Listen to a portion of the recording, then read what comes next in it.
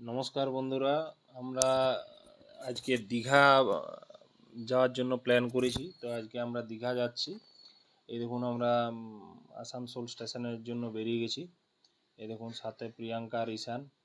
এই দেখুন আমরা একটা অটো নিয়েছি, অটো ভাড়া করেছি। আমরা যেখানে থাকি সেখান থেকে একটা অটো ভাড়া করে নিয়েছি। অটোতে করে আমরা আসানসোল স্টেশনের দিকে যাচ্ছি। এই যে ড্রাইভার কাকা গাড়ি চালাচ্ছে। এই যে দেখুন আসানসোলের রাস্তা, আসানসোল স্টেশন যাওয়ার রাস্তা আমাদের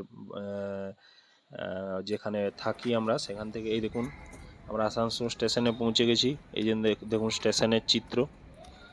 এই দেখুন স্টেশনের চারপাশের ন্যাচারাল বিউটি। ঈশানকে নিয়ে আমি এই জায়গাগুলো ঘুরে বেড়াচ্ছি। এই দেখুন আসানসোল স্টেশন। আর কিছুক্ষণ পরে আমাদের ট্রেন আসবে।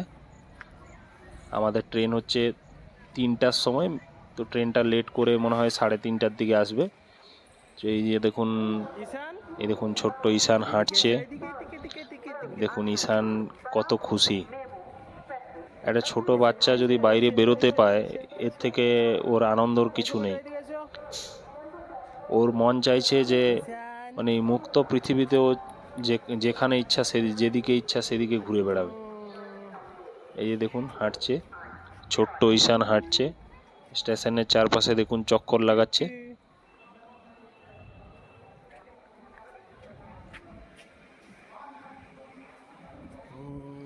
আমাদের ট্রেনের যেহেতু এখনো দেরি আছে, তো সেই জন্য দেখুন মানে ঈশানকে আমি স্টেশনের সামনে ছেড়ে দিয়েছি। তো দেখুন হাঁটতে থাকছে, ও যেদিকে ইচ্ছা সেই দিকে হাঁটছে। দেখুন আসানসোল স্টেশনের সামনে আমরা বসে আছি। এই দেখুন ঈশান কি করছে, গেটের সামনে চারদিকে ঘুরে বেড়াচ্ছে।